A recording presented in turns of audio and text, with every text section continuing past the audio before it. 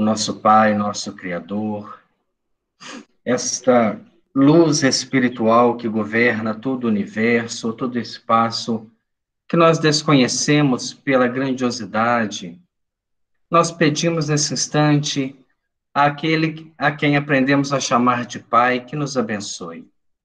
Que abençoe a nossa vida e as nossas decisões mais íntimas de alterar valores, pontos de vistas, paradigmas, apurando-nos a uma visão espiritual da vida, para que, aproveitando esta oportunidade mais do que tudo, possamos encerrar esta jornada vitoriosos, caminhando com um estado mental superior. Que Deus nos abençoe e nos proteja hoje, agora e sempre. Que assim seja, graças a Deus. Nós estamos estudando o capítulo 18, Apontamentos à Margem, que são uma série de apontamentos que André Luiz, Hilário Silva e Aulus estão fazendo do trabalho que eles observaram até então. E eles estão agora num trabalho de psicografia, de cartas espirituais, do correio, espiritual, que são respostas a uma série de pessoas que vão buscar algum tipo de alento. E nós paramos na reflexão da pergunta de Hilário, quando ele fala assim: mas se os espíritos não trazem uma resposta definitiva, se eles não orientam, se o posicionamento deles não é um posicionamento definitivo na vida, de que vale esta intervenção, esta comunicação toda, essa participação conjunta da interferência direta da vida deles sobre as nossas vidas? E Aulus faz uma explanação que nós devíamos meditar sobre ela, dizendo que os espíritos não têm nenhuma responsabilidade em direcionar a nossa vida. Eles vão fazer uma contribuição. E nesta contribuição, eles podem nos mostrar determinados caminhos ou determinadas reflexões que vão nos fazer despertar. Então, uma carta que a gente recebe num trabalho de psicografia é uma carta que vem diminuir o sofrimento, que vem nos dar uma convicção para a essência espiritual, é muito gratificante quem já recebeu, mas, no entanto, ela não vai alterar o nosso caminho. Somente vai alterar o nosso caminho quando a gente se propor a mudar. Aí nós tivemos, paramos a semana passada num ponto que eu deixei até para começar o estudo nesse ponto, que é a história do Divaldo com a Joana. Quando ele, passando por um problema muito grande, pediu a ela que trouxesse para ele uma orientação. Olha quantas pessoas que adentram a casa espírita em busca de orientação. Frequentam trabalhos de ordem mediúnica em busca de orientação. Mas os espíritos não nos orientam? Claro que orientam. Se chega um espírito sofredor, que padeceu do suicídio, a sua conversa, o seu desabafo, é justamente o quê? Uma orientação para o grupo, mostrando que aqueles que estão caminhando para este determinado fim, seja diretamente ou indiretamente, vão colher aquela experiência. Então, nós é que não enxergamos como orientação. Ou quando nós temos todas as mensagens, toda a codificação, todo o evangelho, que é um livro consolador, é um livro de mensagem, mas eu não consigo admitir aquilo como mensagem, porque ele faz uma transferência de responsabilidade. Eu acho que estou sofrendo por culpa dos outros, e o evangelho me faz ver que eu só estou sofrendo por minha responsabilidade. Então, ele me devolve essa responsabilidade. E aí a gente não quer. É tão mais fácil quando eu vou num lugar e falo, mas você está assim porque você está obsidiado, porque tem olho grande na sua vida, porque seus vizinhos não gostam de você. Ao passo que quando a gente abre o evangelho, fala em caridade, que é a virtude de suportar uns aos outros, do perdão que nos liberta, da atitude no bem que nos engrandece. Essa é a orientação. Mas todos nós passamos por esse processo, e Divaldo também passou. Vivia um momento muito difícil na vida, isso no início da mediunidade, não essa última orientação da Joana, que ela judiou bastante dele para o seu despertamento, mas lá no início. E ele pediu ela uma orientação. Então ela contou a história de uma fonte.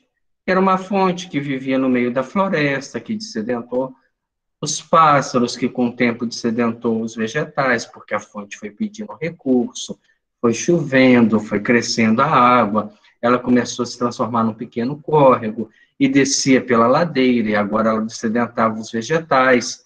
E ela, sempre feliz por poder servir, pediu a Deus que chovesse muito mais, e ela se transformou num rio, e agora ela ia a longas distâncias. O volume de água só aumentando, e o rio enfrentou obstáculos. Num lugar havia uma pedra muito grande no seu curso, mas ele contornou essa pedra e continuou. Mais à frente havia um galho pesado, mas ele já tinha um volume de água muito grande e levou o galho. Até o dia que ele encontrou o vale, e o vale era um profundo, era um buraco na natureza grande. E quando chegou ali, era um obstáculo quase intransponível. Mas ele adentra silenciosamente, cresce, contorna e alcança o seu objetivo. E aí ele ficou assim, assustado, né? Mas cadê a orientação que ele pediu para a vida? Ela falou, mas está aí. Você era uma fonte perdida no meio da multidão.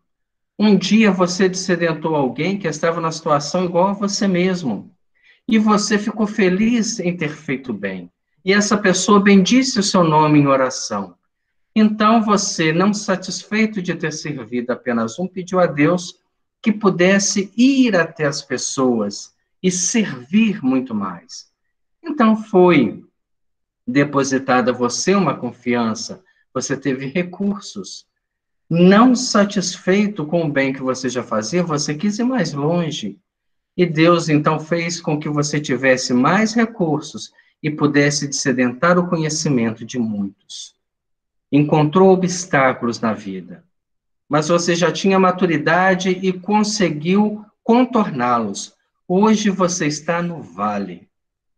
E quando a fonte entrou no vale, ela não reclamou. Então faça como ela. Silencie e cresça, para que um dia você contorne esse obstáculo e encontre o mar da sabedoria divina. Isso é difícil para quem está buscando uma resposta. Como Hilário pergunta, poxa, mas será que os espíritos não trazem uma resposta que equacione os problemas? Não. Eles vão nos trazer apoio. Eles vão nos dar um revigoramento espiritual através de uma permuta de energias superiores, para que a gente possa, silenciando as nossas próprias necessidades, nossos próprios desejos incontrolados, crescer. Aguardar, depositar em Deus a confiança da nossa própria vida. Quantos de nós que não já pensou num trabalho mediúnico? Poxa, podia algum espírito trazer uma resposta para mim. Falar de um ente querido que já partiu. Trazer a comunicação de um filho, de um pai, de uma mãe, de um companheiro que já adentrou o mundo espiritual e nunca manifestou. Então, vamos voltar ao nosso estudo para entender isso. A essa altura, diz André Luiz, não longe de nós, simpática senhora monologava em pensamentos. Então, sentadinha lá no meio daquela plateia de todos que estavam ali aguardando as cartas, estava uma senhora pensando, meu filho, se você não está morto, visite-me, venha, estou morrendo de saudade e de angústia. Fale-me alguma palavra pela qual nos entendamos. Se tudo não está acabado, aproxima-se da médium e comunique-se. É impossível que você não tenha piedade. Imagina o sofrimento desta mãe, que está ali, que perdeu um filho, que está naquela angústia de receber uma tábua de salvação, uma luz no fim do túnel. As frases, diz André Luiz, amargas, embora inarticuladas, atingiam-nos a audição qual se fossem arremessadas ao ambiente em voz abafadiça. Leve rumor à retaguarda feriu-nos a atenção. Atentemos a isso. Um rapaz desencarnado apresentou-se em lastimáveis condições e avançou para a triste mulher, dominado por invencível atração. O que ela fez nesse pedido? Uma invocação. Ela não sabia em que condições o filho estava. Ela queria a presença dele. E naquele desejo sufocado que ela fez em pensamento, esta energia arrancou ele das regiões onde ele vivia e ele vem atraído, olha as palavras, né? Por invencível atração. Cuidado com aquilo que a gente pensa dentro de casa, né? Ah, aquele parente que ficou me devendo, aquele parente sem vergonha, nós estamos invocando. Aquele que desencarnou, né? Nossa, mas é uma pessoa que fez tanto mal, estamos invocando. É uma atração invencível a energia do pensamento. Da boca amarfanhada escorria amargura em formas de palavras comovedoras. Mãe, mãe, gritava de joelhos qual se for atormentada criança, conchegando seu regaço, não me abandone, estou aqui, ouça-me, não morri, perdoa-me, perdoa-me. Sou um renegado, um náufrago, busquei a morte quando eu deveria viver para o seu carinho. Agora sim, vejo o sofrimento de perto e desejaria aniquilar-me para sempre, tal a vergonha que me aflige o coração. Chico Xavier disse certa vez uma frase, e Divaldo repete ela em algumas palestras, que a prece de uma mãe arromba as portas do céu, mas também arromba as portas do inferno. Esse jovem havia suicidado, estava nas regiões infelizes, trevosas do mundo espiritual, pela questão da consciência de culpa, pela onda que emitia seus próprios atos. Mas aquele pedido de mãe, na ânsia de reencontrá-lo, o atraiu dessas regiões momentaneamente. Aquele pensamento dela sobrepõe a própria emanação da alma doente e atrai. Imagina se ela tivesse orado em benefício a ele com a mesma intensidade. Mas nós temos o desejo de reter e não de beneficiar aqueles que caminhavam conosco. A matrona não lhe via figura agoniada, contudo, registrava-lhe a presença através de intraduzível ansiedade a constrigir-lhe o peito. No que ela atrai ele, ela começa a passar mal. Uma aflição começa a tomar conta dela. Porque uma alma que ainda vive nessas regiões não traz uma sensação positiva. Por mais que ele não queira, a sua presença contamina o bem-estar de uma pessoa. É por isso que reuniões mediúnicas destinadas ao trabalho com suicidas têm uma reserva de energia maior. Os médiuns são preparados, são convidados ao mundo espiritual a assumir compromissos de trazer na própria psicofonia a expressão daqueles que partiram pelo autocídio. 2 vigilantes, espíritos, aproximaram-se, arrebatando o moço ao colo materno e ladeando-a em socorrer a senhora em lágrimas, ouvimos-la clamar mentalmente. Quer dizer, dois vigilantes viram o quadro, arrancaram aquele rapaz da presença dela, e mentalmente, mesmo naquele mal-estar, ela pensou, não será melhor segui-lo, morrer e descansar? Meu filho, quero meu filho. Olha o sentimento de posse. Nós entramos para a vida cercados de ilusões. Nós não temos nada e não temos ninguém. Nós estamos em alguma condição e próximo a almas generosas que trabalham pelo nosso crescimento, mas não são propriedades nossas. Se aprover a Deus levar um filho, vai doer profundamente, mas não é meu. Não me pertence. Pertence à vida que o criou. Isso é teoria. A prática é um sofrimento muito grande. E aí nós vemos uma mãe que não tem conhecimento destas teorias, dessas propostas, querer a presença do filho a qualquer preço. Aulus, atento a essa emanação, a esse pensamento, já pensando na possibilidade de morrer para seguir o filho, ele aplicou recursos magnéticos com que a desventurada criatura experimentou grande alívio e em seguida informou.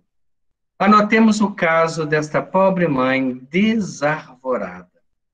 O filho suicidou-se há meses e ainda não consegue forrar-se a flagelação íntima. Em suas devoções afetivas, reclama-lhe a manifestação pessoal sem saber o que pede. Ela vai falar assim, mas meu filho não vem. O pior é que ele vem. E causa mal-estar. Mas ele não tem a mínima condição de se expressar pelo médium.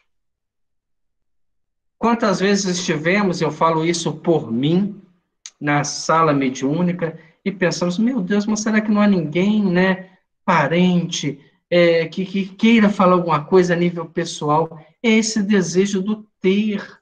A partir do momento que a gente entende que nós somos uma humanidade, que nós somos uma irmandade, que aquilo que se fala para um é para todos. A nossa visão, ela amplia e não recrudesce, não prioriza. Ah, mas e os nossos parentes queridos, e os nossos parentes íntimos? Eles não podem manifestar? Claro que podem, e fazem. Mas não depende apenas da minha vontade, do meu pensamento. Depende de condições diversas, seja ela do trabalho, seja ela do grupo, seja da oportunidade que estes irmãos espirituais encontram para expressar seu pensamento. Eu me lembro do Falcone comentando com a gente sobre a sua amizade com Matheus Fraga, que é hoje um mentor dos trabalhos na FEAC.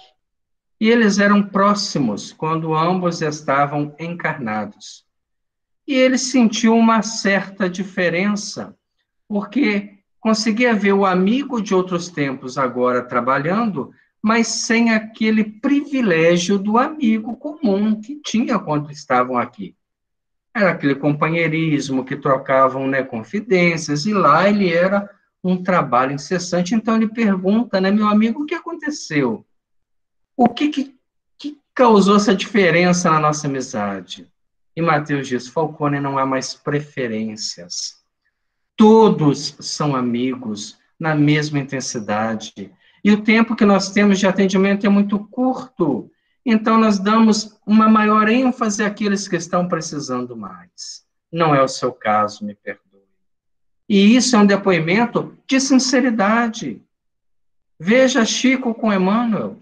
E a Mãe escrevendo obras, obras, obras, e as orientações para o Chico eram aqueles puxões para colocar ele no mesmo patamar de pensamento. Então, se nós temos um mentor espiritual que a todo momento está do nosso lado, nos orientando, tampando o sol com a peneira, evitando que a gente caia em qualquer perigo, pode ter certeza, você está com o obsessor do lado.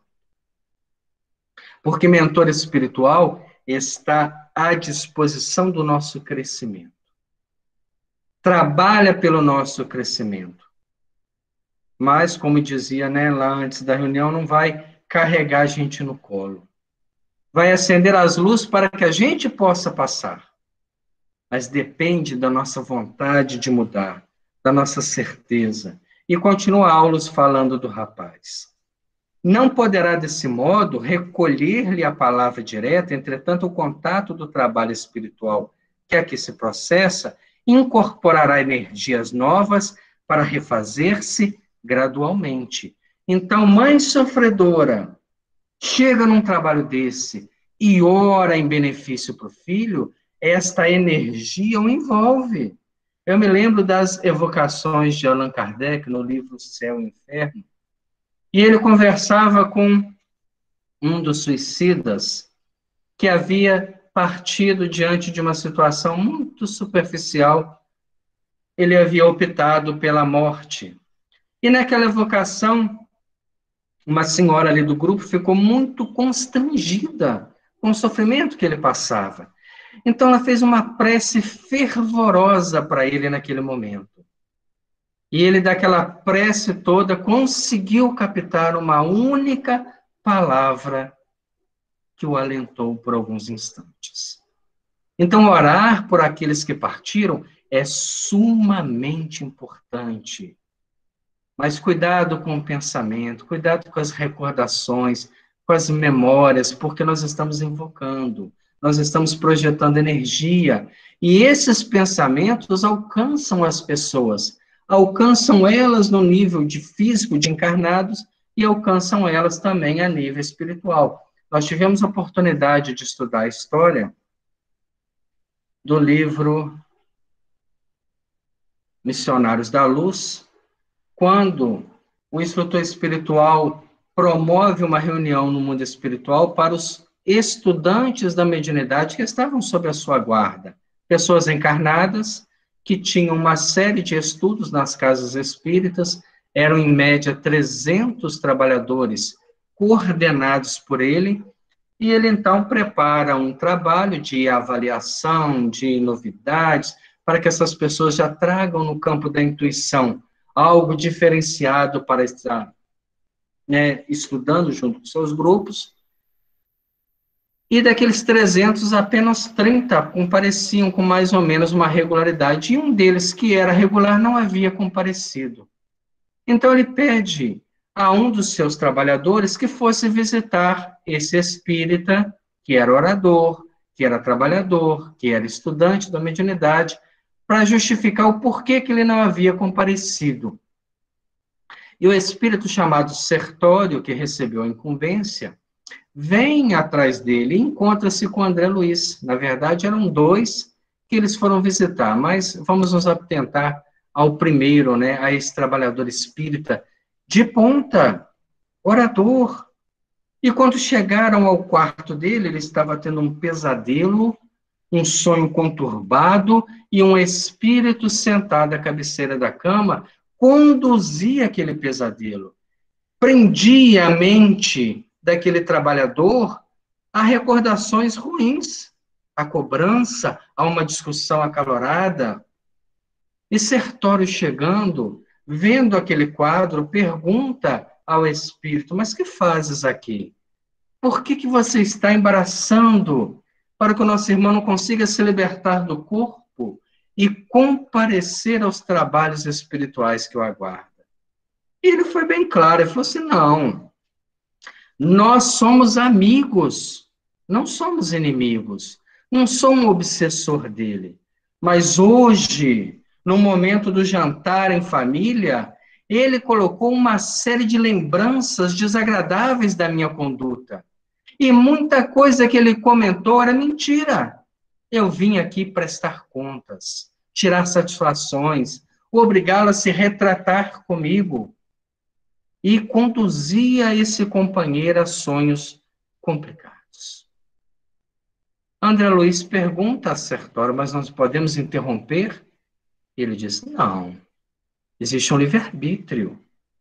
Ele conduziu mal as suas lembranças e atraiu este nosso irmão sentindo-se indignado. Mas nós vamos beneficiar os dois.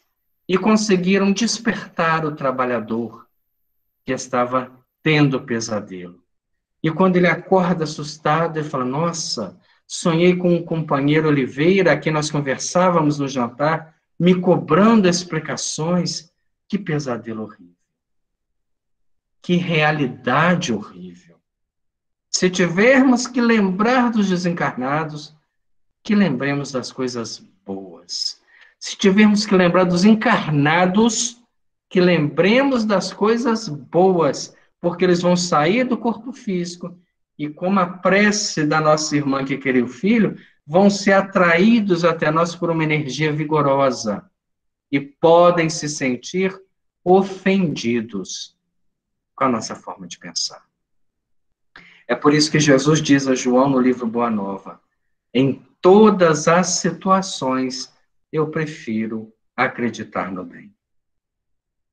De certo, acrescentou Hilário com inteligência, não terá resolvido o problema crucial da sensibilidade ferida. No entanto, adquire forças para recuperar-se. Aquela mãe que ali está, carente da presença do filho, da mensagem confortadora, ela não vai para casa satisfeita porque o filho escreveu. Mas ela leva uma experiência. Ela pensou nele, sentiu um mal-estar muito grande. E com a presença dos benfeitores, estimulando ela a uma mudança de estado mental, ela encontra um bem-estar. Então, é uma reflexão, um convite a uma mudança mental. Isso mesmo, diz Aulus. Aliás, considerei a meu modo, a mediunidade de hoje é, na essência, a profecia das religiões de todos os tempos. Todos os profetas não tinham nada diferente do que nós temos. A mediunidade, ela é uma representação da vida espiritual na vida material.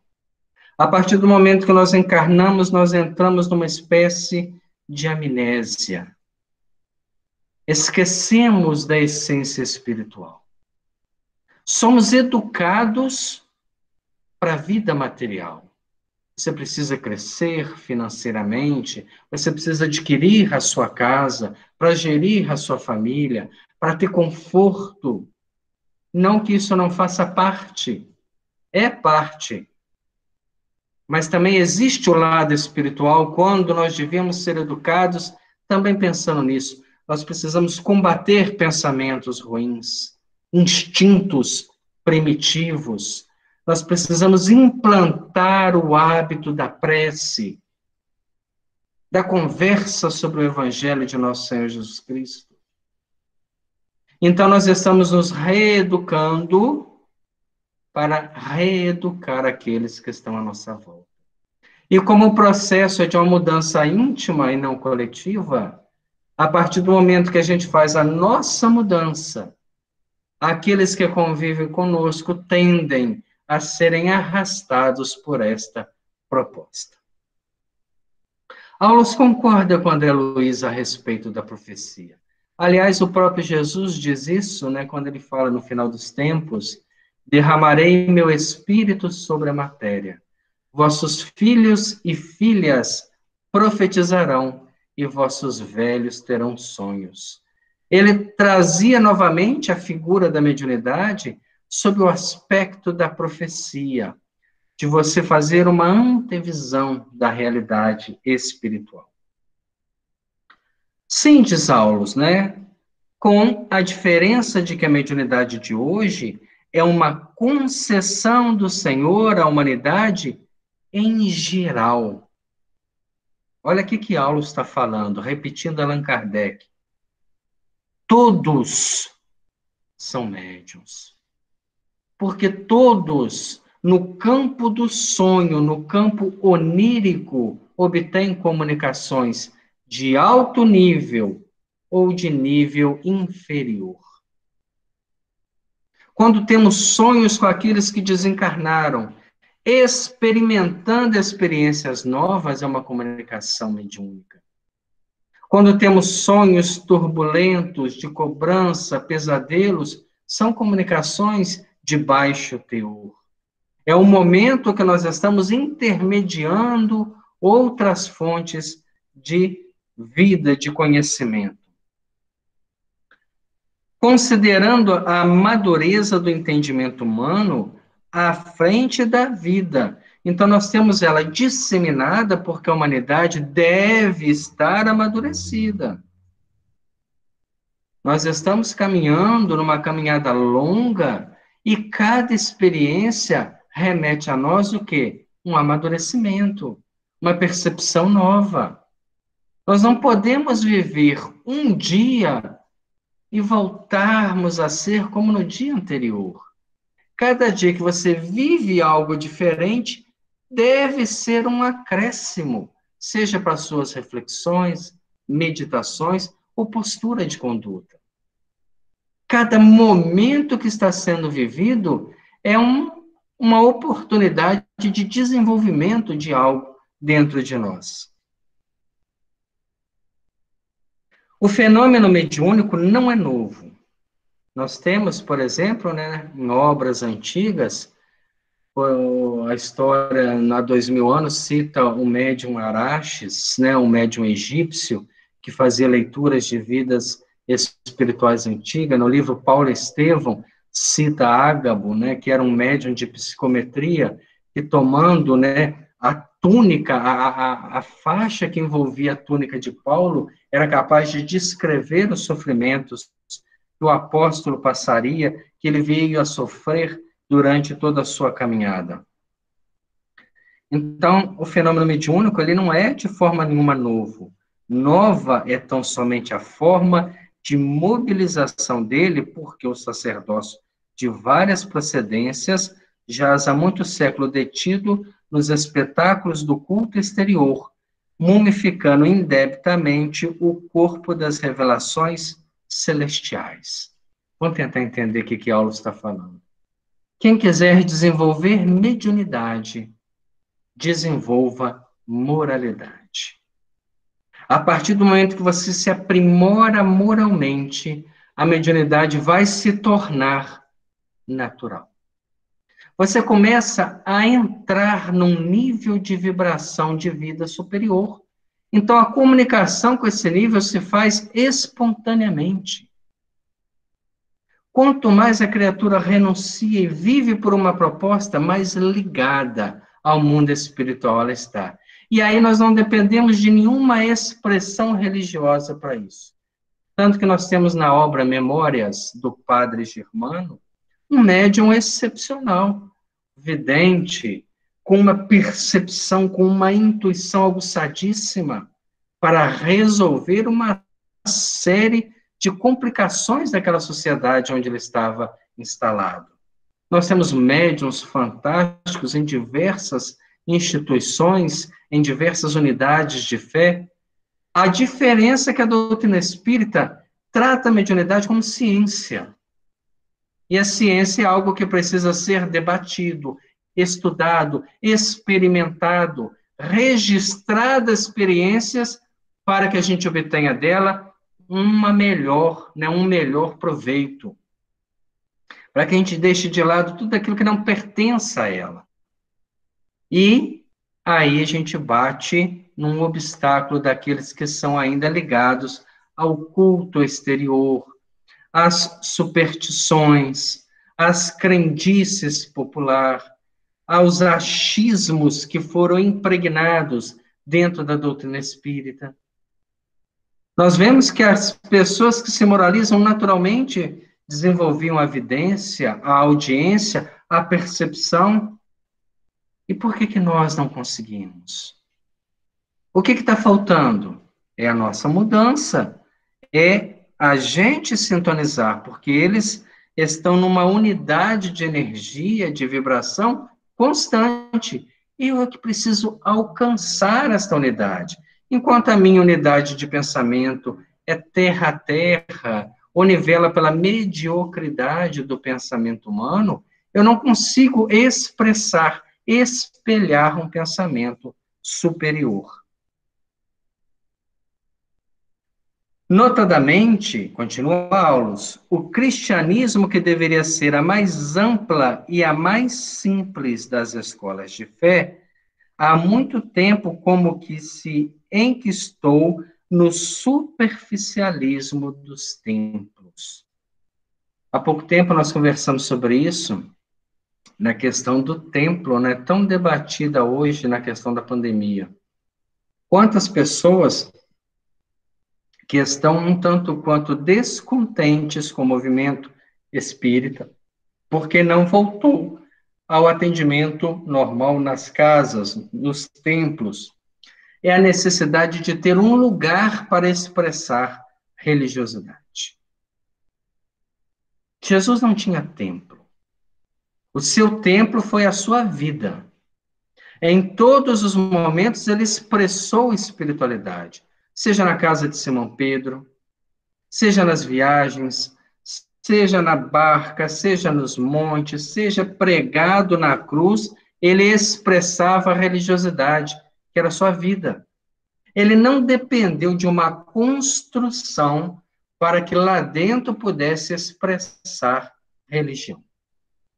Aliás, isso aí foi até tema de uma conversa dessa semana, que eu fui abordado por uma companheira, uma pessoa que frequenta esporadicamente, né, as reuniões públicas, e ela me fez um questionamento: mas por que só a doutrina espírita que não voltou? Eu falei: não posso responder pelos outros, mas posso confirmar que a doutrina espírita está sendo ética nesse ponto, porque a ANU e a OMS, que é a Organização Mundial da Saúde, que não promove aglomeramento.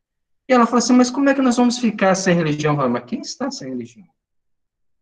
Quem retirou de nós a capacidade de expressar religiosidade?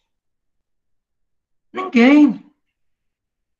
Agora, aqueles que precisam de um lugar, para que neste lugar aparentem ser algo que ainda não são fora dali, aí realmente estão passando por dificuldade. Ou estão se incomodando por não serem aquilo que pensaram ser, porque estão convivendo apenas dentro de outros ambientes. Quando a gente quebrar esse paradigma do templo e viver religião, seja em casa, no trabalho, na sociedade, numa conversa, é desnecessário a presença. Ah, então quer dizer que nós não vamos voltar às casas? Não vamos, com certeza. Mas nós estamos passando por um período de reavaliação da própria fé, de reflexões profundas sobre o que nós apresentamos. Ô Tarcísio, Oi, Cátia. eu até tenho mais ouvido palestras assim, tenho ouvido mais do que se eu tivesse indo na casa espírita, porque às vezes é um horário que não dá, ou às vezes a gente acaba tendo uma outra coisa para fazer de escola, alguma coisa, então a gente acaba nos privando de cuidar do espírito, o que é errado, né? Mas É verdade. eu até pensei, falei: ah, meu Deus, tomara que depois que a gente volte, continuem gravando, continuem passando assim, porque quem não pode ir, assiste em casa. Com certeza. A gente conversou sobre isso essa semana, a questão desse retorno. Aí, quando retornar, como que vai ser? Claro que quando retornar, nós vamos matar a saudade da convivência, que é muito salutar ao espírito. Mas o que que acontecia, como a Kátia citou, e é um condicionamento humano? Ah, eu ia na reunião pública quinta-feira. Então, porque eu ia lá na quinta-feira, os outros dias da semana, eu poderia até ter disponibilidade, mas eu não me dispunha a ir a outra casa, porque eu já ia na quinta-feira. Eu já cumpria com a minha atitude de fé. E hoje, por nós estarmos nessa situação que não temos as casas, eu acompanho na segunda, na terça, na quarta, na quinta, no sábado, no domingo. Não tem mais horário. Basta a gente querer, porque há uma infinidade de propostas positivas nas redes sociais. Cabe a cada um fazer um aproveitamento do seu tempo. Mas também tem o outro lado. Também temos que manter a gravação, principalmente desse estudo que nós estamos fazendo. Por quê? No estudo presencial que nós tínhamos, o pessoal que frequentava lá com a gente acompanha, nós tínhamos uma presença de 10 pessoas, 12, 5, às vezes um pouquinho mais, às vezes um pouco menos, e hoje nós temos um alcance muito maior. Há estudos que a gente deixa no YouTube que alcançam mais de 300 visualizações. E nós estamos acompanhando aí numa média, né, acima de 80 visualizações. Então, ele atinge muito mais pessoas. Promove reflexões. Nem todos gostam. E as pessoas estão no direito de colocar lá o dislike que não gostou. Eu não me importo com isso. Eu me importo de fugir da proposta da doutrina espírita. Porque quando a gente está dirigindo um grupo, vai ter pessoas que falam assim, mas eu não gosto da forma que você dirige. Ótimo. É o seu direito de expressar. Mas se eu tiver em desacordo com a doutrina espírita, eu te dou razão. Se eu não tiver, eu não te dou. Porque você tem o direito de não gostar e eu tenho o direito de gostar. Então, nós temos que ser fiéis a uma proposta. E quando a gente leva o estudo para o meio, né, tecnológico, que tem um alcance maior, muitas pessoas passam a compartilhar este pensamento. Então, você vai ampliando essas energias mentais. Então, as palestras que estão aí disponíveis são uma forma excepcional da gente mudar a nossa capacidade de Tarcísio, pensar. Oi, Ângela. pois é, a gente ouvindo isso tudo, a gente para pensar também que a tão pedida unificação, né, está acontecendo agora. Por quê? Porque acabou aquela coisa, não, a minha casa é essa, minha casa é aquela, eu só vou nessa, eu só vou naquela. Nós estamos interagindo de uma maneira bem mais ampla, né? Com todas as casas, seja de Bicas, de outras cidades, que tem muita gente participando conosco. Isso é muito bom, porque amplia, né, o nosso campo vibratório, né?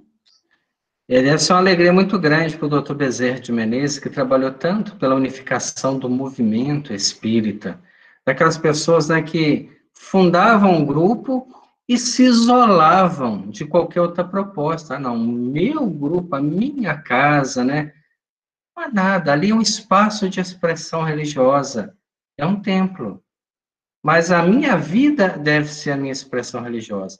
E o que a Ângela colocou interessante, na quinta-feira nós estivemos participando da reunião pública, e pessoas de outras cidades estão participando. E pessoas de diversas casas, unidos naquele momento. É muito gratificante. Então, é outro ponto de vista da gente refletir.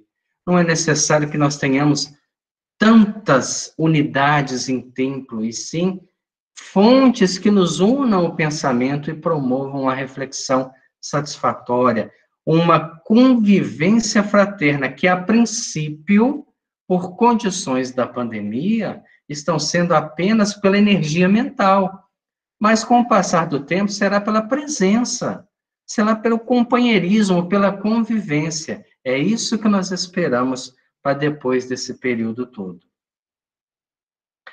Era preciso, diz Aulus, libertar-lhe os princípios a benefício do mundo que cientificamente hoje se banha no clarão da nova era.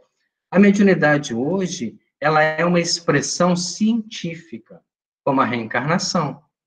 Reencarnação hoje não é mais um tema religioso. Quando nós pegamos, por exemplo, o segundo pinga-fogo, que foi em 1971, não tinha nem reencarnado ainda na época.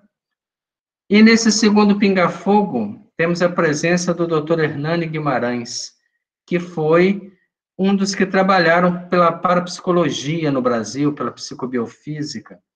E o Dr. Hernani faz um comentário que eu acho fantástico. Ele diz que, na sua expectativa, em 1971, que nós estávamos muito próximos da ciência ratificar a reencarnação. Em alguns países que são mais extremistas religiosos, a reencarnação é estudada apenas em bases científicas, como nos Estados Unidos, por exemplo. Há universidades que têm todo um departamento para o estudo da alma. No Brasil, hoje, se resume apenas à Universidade de São Paulo, que, através do Dr. Sérgio Felipe de Mello, criou o Departamento de Estudo da Alma.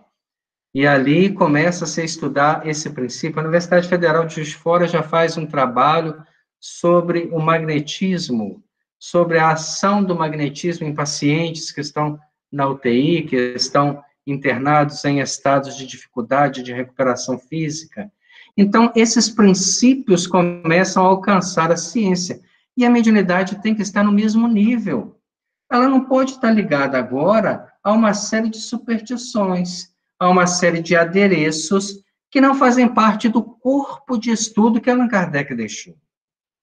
A mediunidade não tem um traço específico que você olha para a pessoa e diz, você tem uma expressão de trabalho mediúnico e você não tem. Você vai trabalhar apenas na área do desdobramento do sono, enquanto o outro vai psicografar. Não existe esse traço. Allan Kardec nos ensina que o único meio de reconhecimento é a experimentação, que é um meio científico, de você tentar, de você expor seu tempo para que você alcance esse nível de comunicação. Então, as casas espíritas, hoje, nesse retorno dessa reflexão, nesse momento, também tem que estar atenta para oferecer a mediunidade a um ponto de serem estudadas. Como nós temos, por exemplo, em Franca, em São Paulo, o trabalho do médium João Berdel, que é estudado pela Universidade de Franca. Existe lá o Departamento de Medicina e Espiritualidade, que estuda as cirurgias espirituais feitas pelo médium, num tratamento de renúncia completa, num alto nível, né, de alcance de uma série de benefícios, porque expressa-se seriedade, disciplina, organização, livra-se de aparatos que são desnecessários a um melhor proveito do fenômeno mediúnico. Pensem agora nas casas espíritas como unidades científicas que podem oferecer amanhã ou receber a presença de pessoas que querem estudar esse processo em níveis científicos. Nós estamos caminhando para o casamento do século, né? Ciência e religião. E a mediunidade, ela é uma porta que une esses dois princípios. Por esse motivo, continua Aulus, o governo oculto do planeta, deliberou que a mediunidade fosse trazida do colégio sacerdotal à praça pública. Então, o que ele está falando? Do governo do planeta, liderado pelo Cristo, foi deliberado que a mediunidade deixasse de atender a profecias, aos profetas, aos sacerdotes, mas que descesse à praça pública. Que aquele que hoje socialmente se encontra mais simples expressa uma condição mediúnica de alto nível. E talvez aquele sacerdote que se acha mais preparado não tenha amplidão da percepção do próprio pensamento espiritual que o cerca. Fosse trazida do colégio sacerdotal à praça pública, a fim de que a noção da eternidade, através da sobrevivência da alma, desperte a mente anestesiada do povo. Então, a mediunidade, ela vai ser o despertador.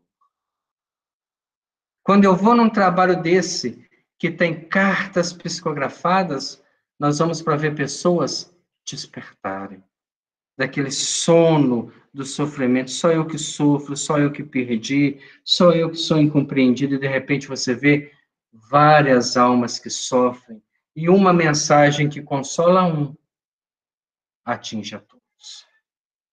O médium, nesse momento, ele é um intermediário desse despertar coletivo.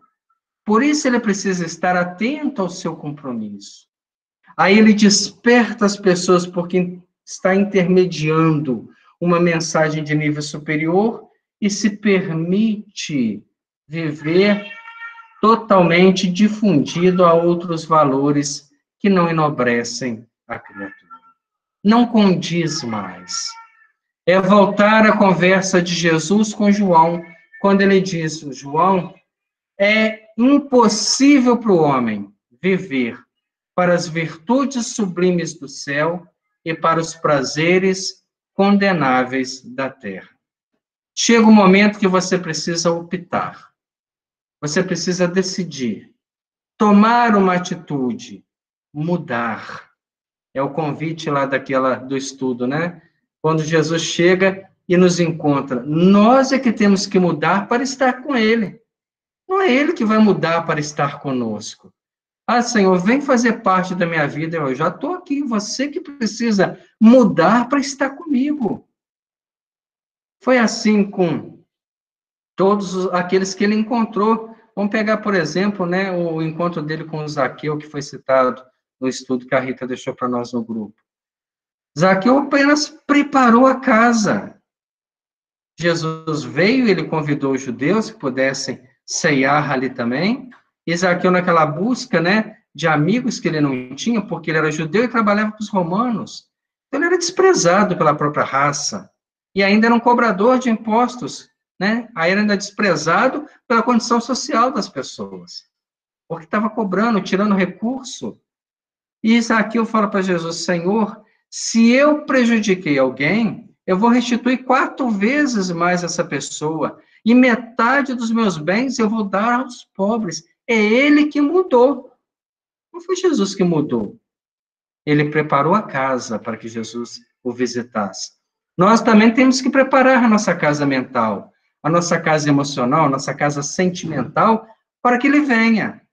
Mas quando ele vem, a gente tem que mudar. Senão ele vai passar pela nossa casa e a gente ficar indiferente. E aí são os milênios vindouros para aproveitar um momento que ele passa. É assim, continua Aulus, que Jesus nos reaparece, agora não como fundador de ritos e fronteiras dogmáticas, mas sim em uma verdadeira feição de redentor da alma humana. Instrumento de Deus por excelência, ele se utilizou da mediunidade para acender a luz da sua doutrina de amor, restaurando enfermos e pacificando aflitos.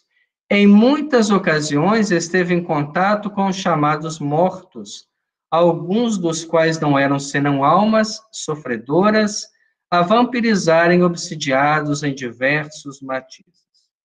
E além de surgir em colóquio com Moisés materializado no Tabor, ele mesmo é o grande ressuscitado, legando aos homens o sepulcro vazio e acompanhando os discípulos com acendrado amor para que lhe continuassem o apostolado de bênçãos.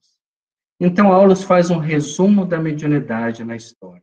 Se Moisés proibiu o seu uso lá atrás, pelo comércio que se fazia com os espíritos, ele mesmo, Moisés, materializa-se ao lado do Cristo no Tabor, junto com Elias.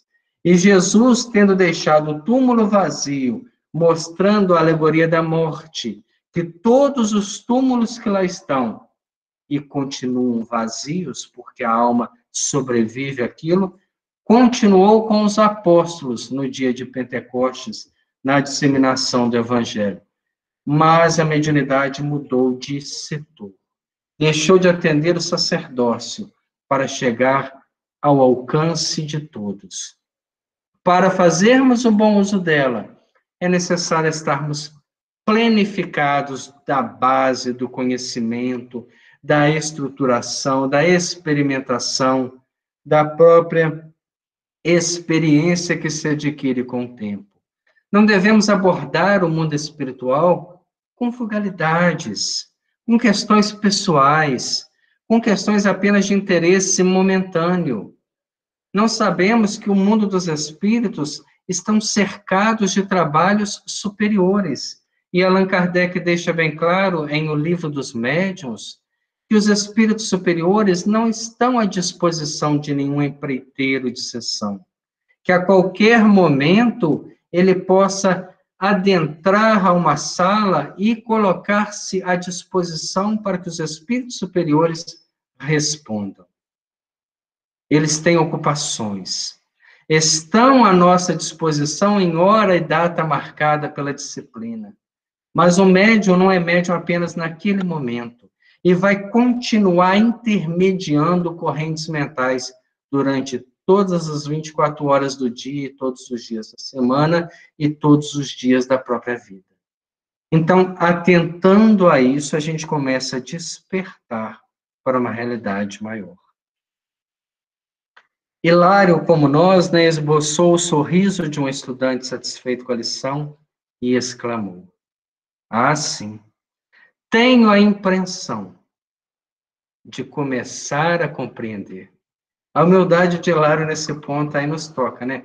Tenho a impressão de começar a compreender. Os trabalhos da reunião tocavam a fase terminal. Nosso orientador percebeu que Gabriel, que é o pseudônimo do mentor espiritual, se dispunha a grafar a mensagem de encerramento e, respeitoso, pediu-lhe para cunhar alguns conceitos em derredor da mediunidade, ao que o supervisor aqueceu gentil. Dona Ambrosina, que é o pseudônimo da médium, entrara em pausa ligeira para alguns momentos de recuperação. O diretor da reunião rogou silêncio para o remate dos serviços e, tão logo reverente quietação se fez na assembleia, o condutor da casa controlou o cérebro da medianeira e tomou-lhe o braço, escrevendo aceleradamente. A mensagem nós vamos deixar para a próxima semana, para que a gente possa ir estudando ela passo a passo. Porque mensagens como essa, seja de Emmanuel, seja de Aulos, seja de espíritos superiores, é um processo didático para aqueles que estão estudando a mediunidade. É diferente a visão daqueles que estão no mundo espiritual e o que eles aguardam de nós nesse trabalho. Nós precisamos amadurecer para compreender melhor essa proposta. Saber que a mediunidade é algo muito sublime, muito superior, e é uma faculdade do espírito, que no mundo espiritual ela se desdobra com muito mais naturalidade.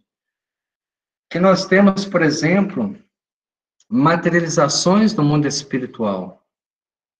E quando a gente fala materializações, às vezes a gente assusta, né? Mas como é que o espírito se materializa num mundo que já é espiritual?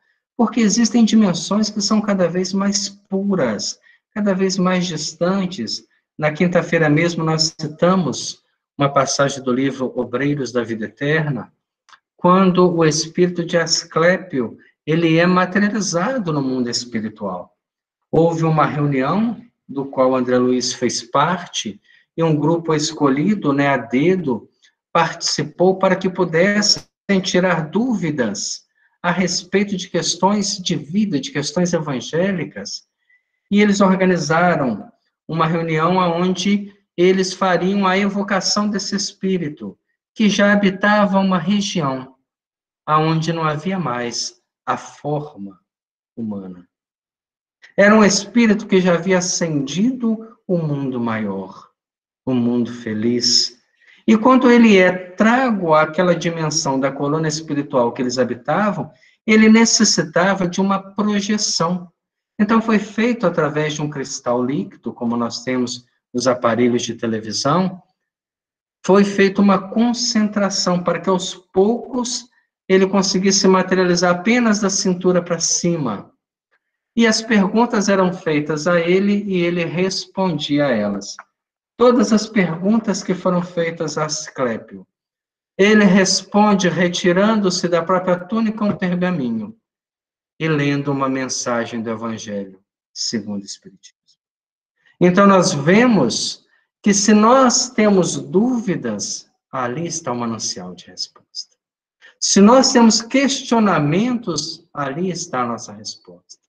Se nós queremos uma orientação, ali está o caminho. Que possamos amadurecer e entender que a mediunidade não é apenas uma conversa, uma limitação de recursos, uma troca de interesses, uma satisfação do interesse primitivo, uma solução para problemas imediatos, uma resolução de questões que cabem à responsabilidade de ação de cada um de nós.